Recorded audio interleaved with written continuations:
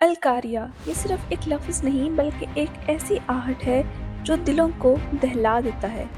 इसका लग़वी मानी है खटखटाने वाली या चोट लगाने वाली। मगर ये कोई ऐसी वैसी चोट नहीं, ये वो चोट है जो पूरी कायनात का निज़ाम दहरम भरम कर देगी। आज हम बात करेंगे सूरतुल कारिया की, उसकी तफसीर की और क्या आज की हालात, एटॉमिक हथियार और क्या वर्ल्ड वॉर 3 का खौफ हमें इस सूरत की पेशगोइयों के करीब ले जा रहा है। पहले सुनते हैं अल्लाह के कलाम से। अलकारिया मलकारिया, क्या है वो खड़खड़ाने वाली आवाज़। वमा अद्रा का मलकारिया, और तुम्हें क्या मालूम कि वो खड़खड़ाने वाली क्या है।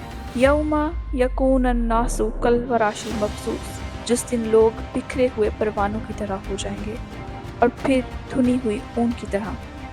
इन आयात में अल्लाह ने दो बड़े मंजर बयान किए हैं। पहला, इंसानों की बेबसी।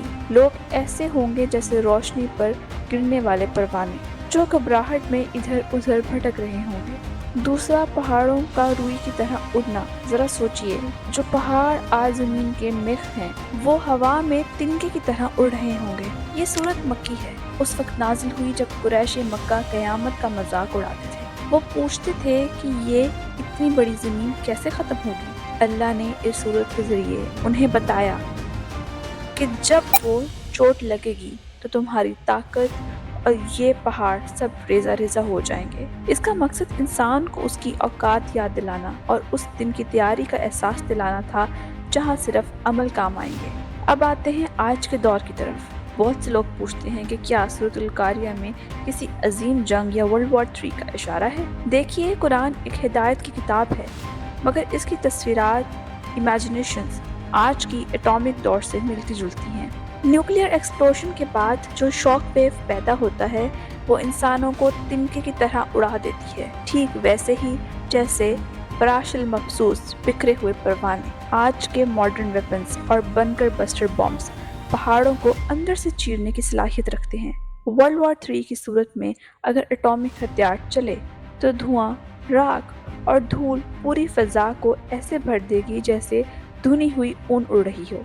हालात हाज़रा और करंट अफेयर्स को देखें तो दुनिया दो ब्लॉक्स में बट चुकी है।